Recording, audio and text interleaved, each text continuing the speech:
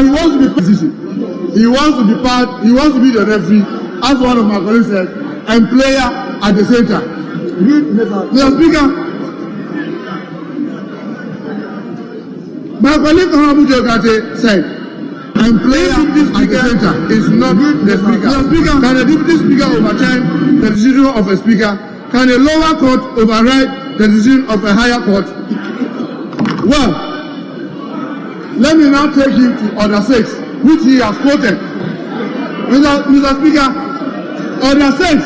Mr. Speaker, sorry, I take objection to him using his left. He's pointing to me with his left. Oh, sorry.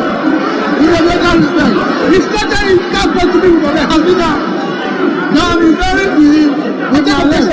I'm really very sorry. Honorable members, order.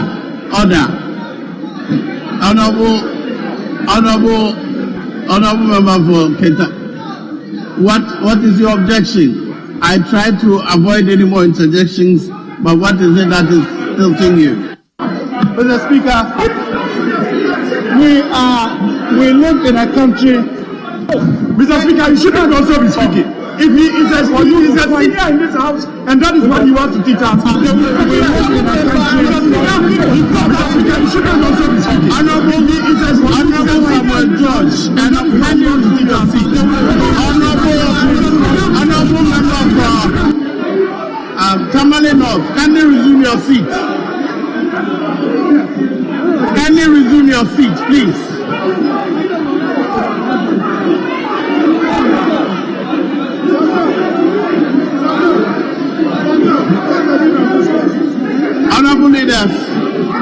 Honorable leaders, I will not countenance.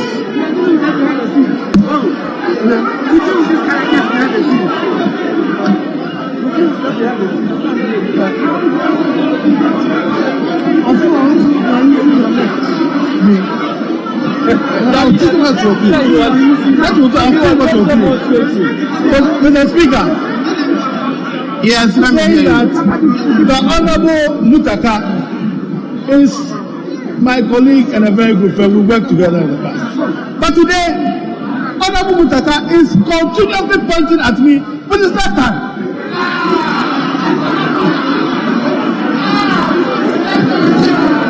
You're out of order. In my culture, it is as one. Honorable, you're out of order. Yes, can you continue? Mr. Speaker, even though you rule it out, I'm not aspiring to be president. If I'm aspiring to be president, I apologize. I will point my left hand at you. I will keep pointing to you with my right hand. You know I'm left-handed, so sometimes I forget and I'll use my left hand. I'll be mindful, even though you've been ruled out. Mr. Speaker, he quoted Order 6, where the other, Mr. Speaker, I also want to repeat, in all cases not provided for in these orders, Mr. Speaker shall make provisions as he deems fit. Yes, in this case. So, Mr. Speaker, the main speaker himself used Order 6 to make rulings as he deems fit.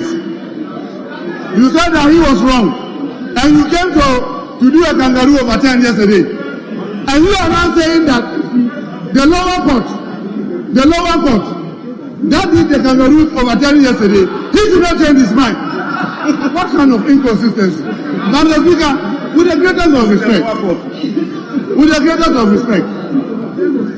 Mr. Speaker, I know Right Honorable Speaker Alban Babin is your senior at the back. And I also know Right Honorable Speaker Alban Babin is your far senior in this house. He just threw his back. I'm leaving. Tear over. And you come and sit and say, Mr. Speaker was wrong. You are what he did was illegal. A lower court trying to turn the decision of a higher court. And that one for you. And when you finish, you come and say you are talking about cooperation. If your cake and want to eat your cake and have it. Let's talk and dialogue. This country belongs to all of us. This country doesn't belong to one particular group. The country belongs to all of us. All of us are very mindful. Very, very mindful. If this ship goes down, it goes down with all of us. I am not calling for the ship to go down. What we are saying is that be mindful of the concerns of the ordinary people. They are telling you that this budget is problematic. Mr. Speaker, my colleague Honorable Jogati had to issue a statement to correct an impression by this very body that the Education Stadium was about 90% complete. He issued a statement to say, no, the budget statement is inaccurate. And we are happy to say all those statements should be corrected. And we say we can't do it. You are being inconsistent with what you are demanding and what you are asking for now. So, Mr. Speaker, what the purported kangaroo overturned yesterday, Mr. Speaker, cannot be allowed to stay because those who are on the floor to take the decision were 137. And the vote and proceedings of today has clearly indicated that. Because, Mr. Speaker, by no imagination, is not supposed to form part of the decision making. Right, and therefore, he cannot. Yet on Friday, we were 274. 274 were in the house. I've heard people worried. We don't want the record to stay that our budget was rejected. I want to burn all the Hansard. I want to burn all the vote and proceedings. That is staying in the history of this country, whether you like it or not. But let's make amends so that we're able to move forward as one people. And we have made very constructive suggestions yesterday. All what is left is about ego. Put the ego aside. Let us all shift and meet in the middle so that we can get a budget that we can work on without much problem. So, Mr. Speaker, with this, I'm tempted. In fact, I'm tempted to correct my colleague, Honorable Abu Jinabo. When he was saying that when the Constitution is talking, the standing orders, they all talk about Speaker, Deputy Speakers. Mr. Speaker, I'm referring to our standing orders 11. When the Speaker is not there, and the two deputy speakers are not there, we are to elect among us the senior most to go and sit. When that person sits, if it is member of Aswasi, he loses the privileges of voting and being part of decision. Once you get elected to go and sit there, you lose those. So you cannot claim the privileges, and we don't want to go to suffer the consequences that goes with the privileges. All of us suffer that as members of parliament. We certainly don't have privacy, but we've elected to be members of parliament. So, Mr. Speaker, with this comment, I want the House to overwhelmingly reject the kangaroo overturned yesterday and let us go back to the drawing board and talk and get a proper budget. I thank you, Mr. Speaker.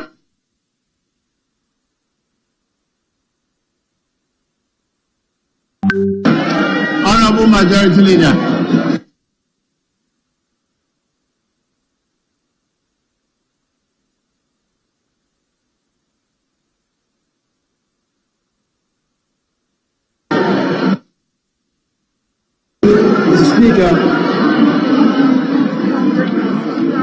Mr. Speaker, the business about... Leader, before you continue, honorable members, having regard to the state of the business of the House, I direct that the House sits outside the regular sitting hours. Mr. Speaker, the business about the motion that the minority leader has purportedly filed, which has no prior consent of the Speaker. Mr. Speaker, is to the effect that the decision that was taken yesterday was supported by 137 members in the House and therefore should be considered a nullity. Mr. Speaker, since Friday, up to yesterday, the position of my colleagues on the other side was that nothing bad had happened when they purportedly took a decision binding the entire House, which was supported by 137. Mr. Speaker, the hazard of that day, and you hear some spirited efforts to the effect that, apart from the 137, there was one MPP hiding somewhere in some corner. Today, you are saying that it's 274. Mr. Speaker, the hazard captures this. I want to listen to him. Please, you must demonstrate that somebody has said something that is unacceptable or is against the rules. Otherwise, I'll not let you continue. Mr. Speaker, this House is a House of record. And the debate currently is on a motion. At no point in time did our caucus say anywhere, and I say this with emphasis, that somebody was seated or hiding there. As a matter of fact, the Right Honourable Speaker asked 4 members, the clerk, no, member did not say somebody has said it here. So why should he say that on the floor? Why should he say that on the floor? These are Honourable member, you're out of order. Why should he say that on the floor? Mr. Speaker, I alluded to spirited efforts. If the cap fits, you wear it. Mr. Speaker, I alluded to spirited efforts being made to the effect that there was one MPP MP who was hiding somewhere. Today, we are hearing that the number in the House that supported it was 274. Mr. Speaker, the hazard captures that at the time of that decision, and they said the ayes, they recorded ayes nil, noes 137, abstention nil. That is the hazard. Let nobody pretend. Mr. Speaker, that is what has been captured in the hazard of the House. So, Mr. Speaker, nobody should attempt to throw dust into the eyes of the general public. Mr.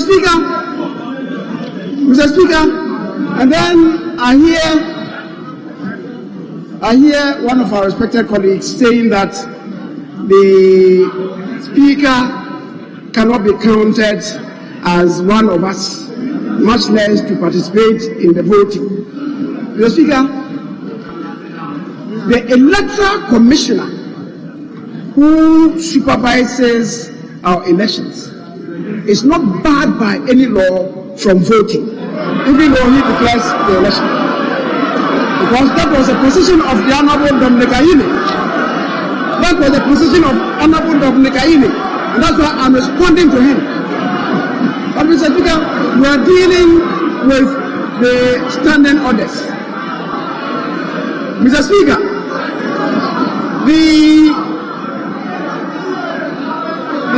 the minority leader is also attributing a statement to me that I said the motion should be approved subject to some concessions. Mr. Speaker, I never on this floor said the motion must be approved subject to concessions. I never. And that is for the record. So the minority leader should not attribute anything to me that I did not say. You were somewhere and you might have heard something different, but certainly on the floor of this House, Leader, hold on. Yes, Honorable Chief Whip. Thank you, Mr. Speaker. Mr. Speaker, the leader must be factually accurate. Mr. Speaker, the vote on Friday is here. The 137 that is talking about is the vote on the division.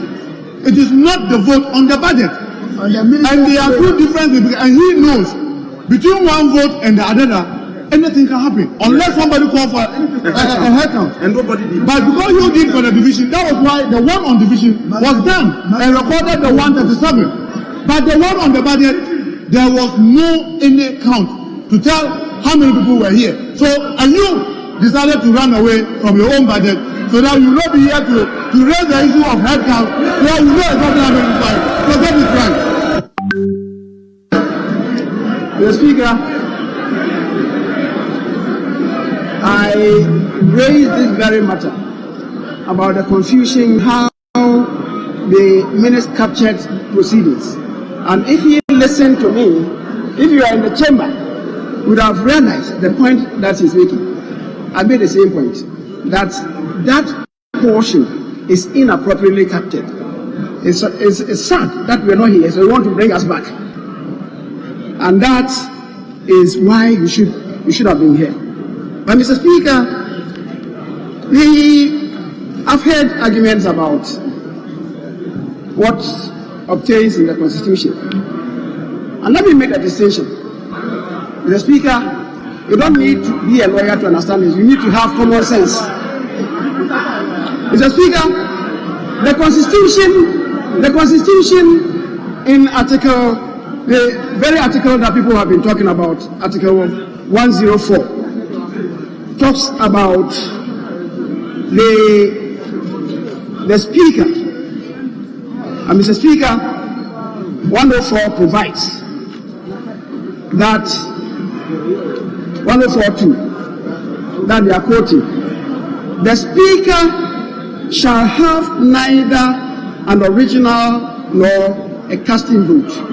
The Speaker, I want to suggest that the Speaker mentioned here is not a Deputy Speaker.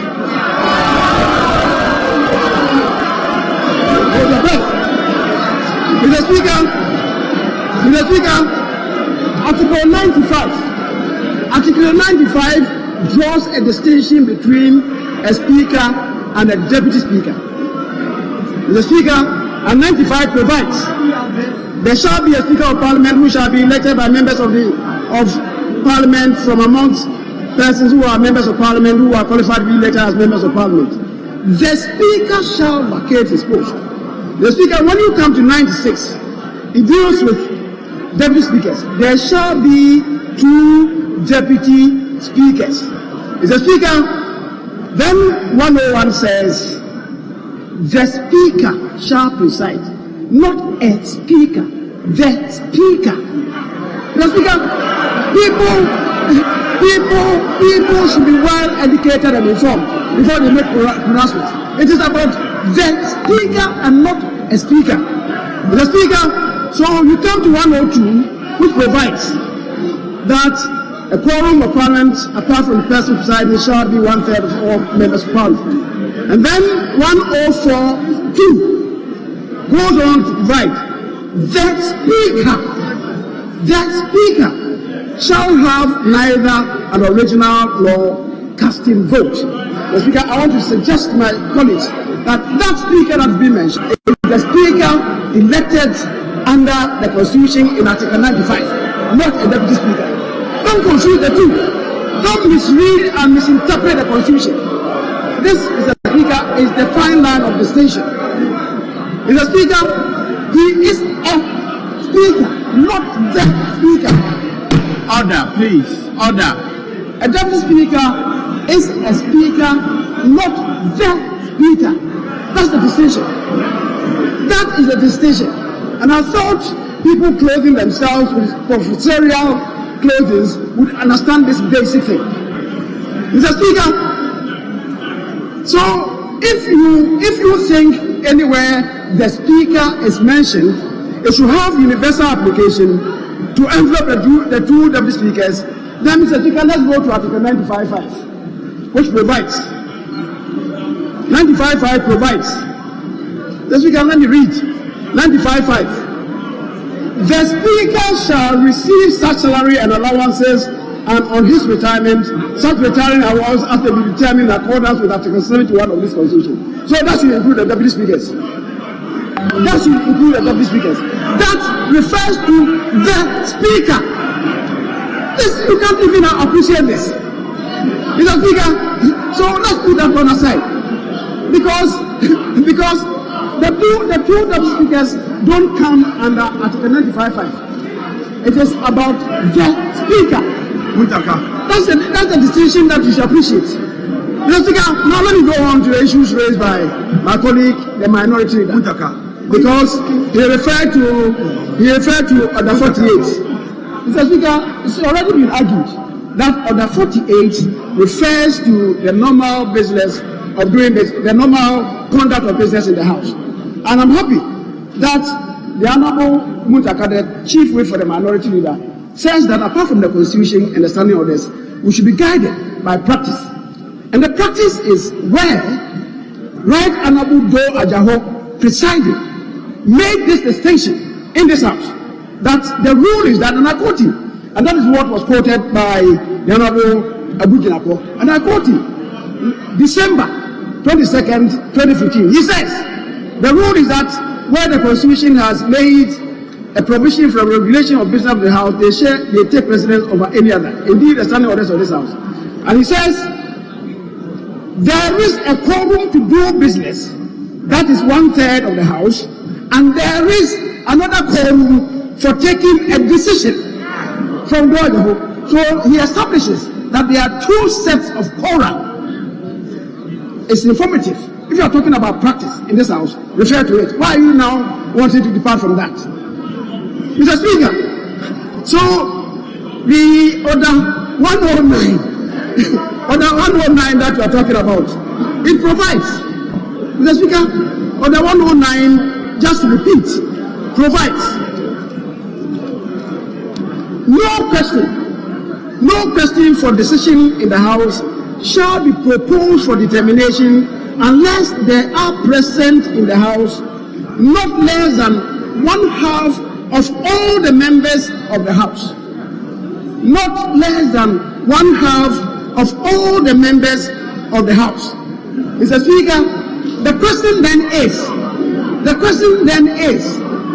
Mr. Speaker, I will continue, but the question then is a deputy minister, a deputy speaker presiding, is he a member of this House?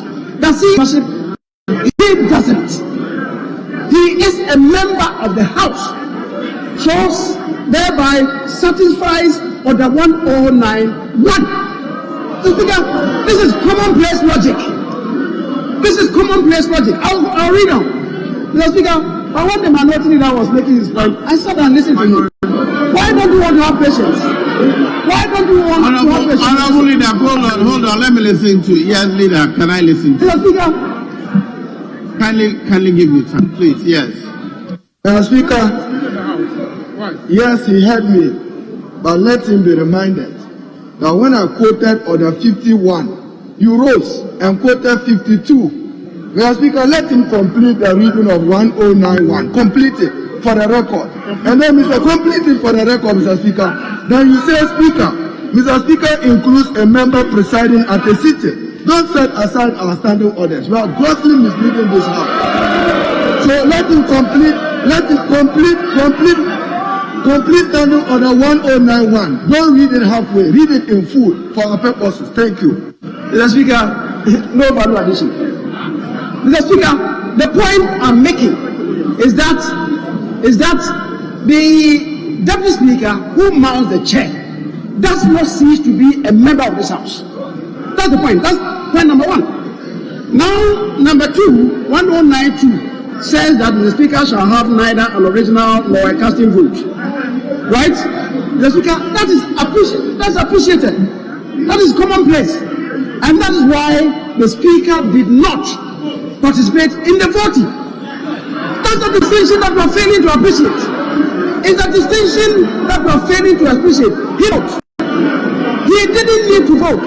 He added to the number to establish the fact that there were 138 members in the House. That is what we fail to appreciate because it's beyond you. Mr. Speaker, that is it. So, once you have the 138 members in the House, and for a particular matter, even 70 of the 138 vote for it, the motion is carried.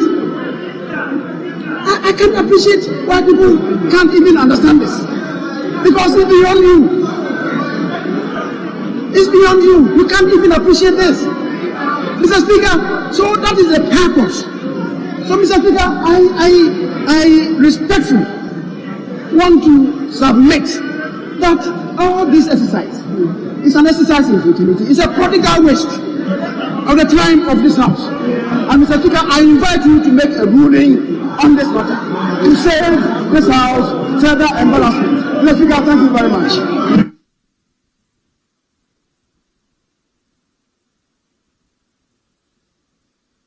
Yes.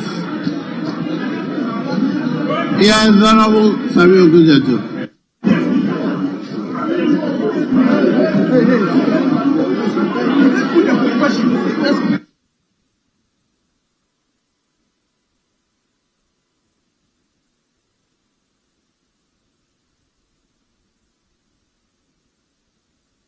Very well. I thought you wanted to raise any legal issue, but other members, here's my ruling.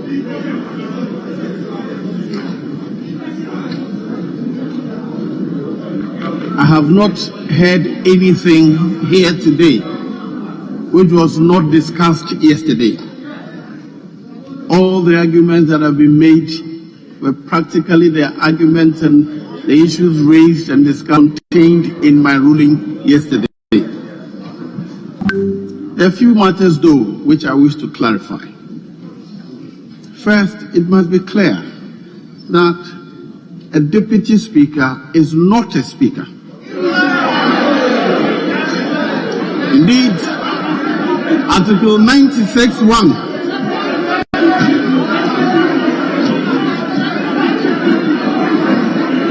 Article 96(1) of the Constitution says, and I quote,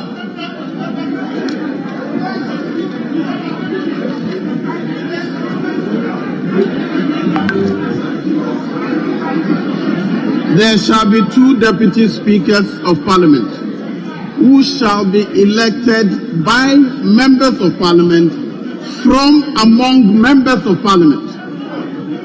And if you contrast that with Mr. Speaker is not a member of parliament. I am a member of parliament. The Honorable Second Deputy Speaker is a member of parliament, and our role is to assist the speaker in managing this house. So any attempt,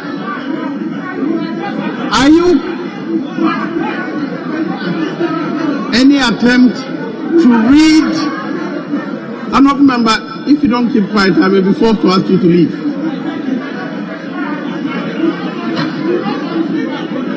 Any attempt to read and interpret the Constitution of Mr. Speaker to include the deputy speakers is a misreading and a misapplication of the Constitution. But when Mr. Speaker is not available, either of us will preside on the House. So can any other member, if necessary. Any other member can be elected by the House to preside. That member does not lose his right to be a member of the House. That is what they say.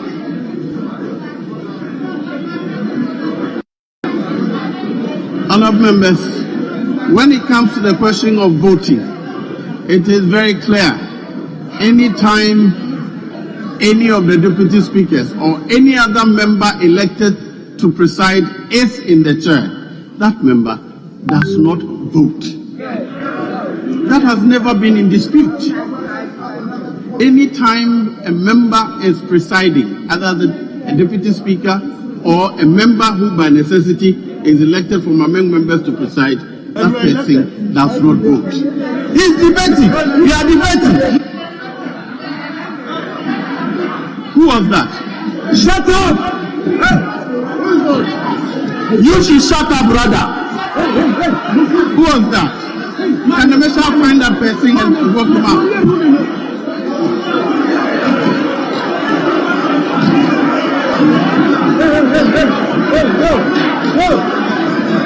Manu, we are ruling. Hey, Manu, we are ruling.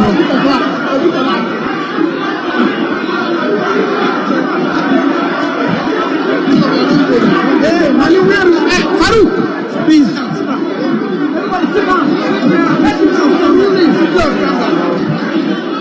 Sit down. Let him speak a rule quickly.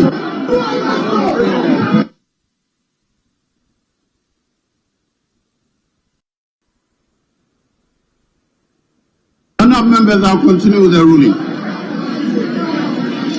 The debate on Article 102 and 104 has been made, and it is not new. I was here on this side of the House when the matter relating to Abuja Napo, referred to and repeated by Mr. Speaker, was made. The first ruling was made by Honorable Martin Oduro, the then First Deputy Speaker. It was related to the Bank of Ghana Act, which we had ruled, we had voted. The members in the minority were more than the members in the majority. But when you add the two together, it did not add to 1/2 of the members. And so the presiding Deputy Speaker then said that vote is invalid. Those on the minority challenged it. But when Mr. Speaker, Honorable Doe Ajaho came, he explained that, and he referred to the constitutional provisions to justify that unless 50% or more were in the House, the vote was invalid. That has been stated and over again. But members refer to, the applicants refer to Article 104 and says that unless otherwise provided. Yes. Let's go to Article 104. Article 104, it says voting in Parliament. It should be differentiated from 102, which says quorum in Parliament. 102 says quorum in Parliament. 104 says voting in Parliament. And that is the interpretation given by the Honorable Doe Ajaho, Right Honorable Doe Ajaho. So the clear distinction has been set out and it is on record in this House. Again, when members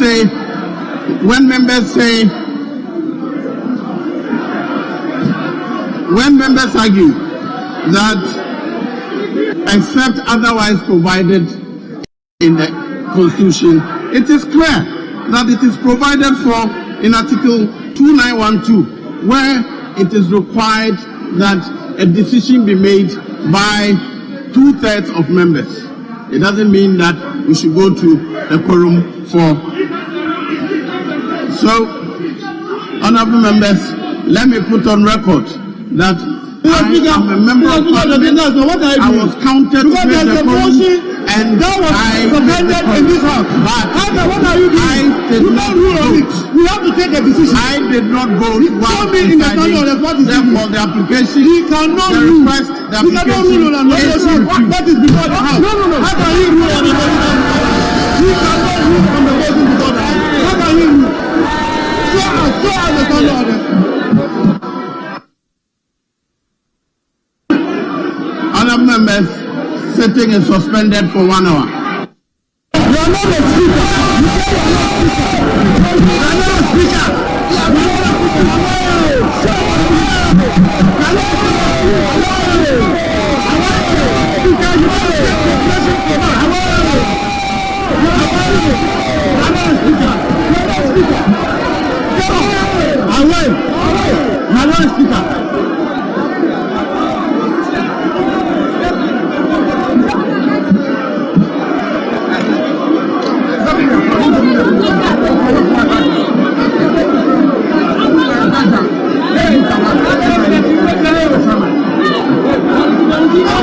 Yeah,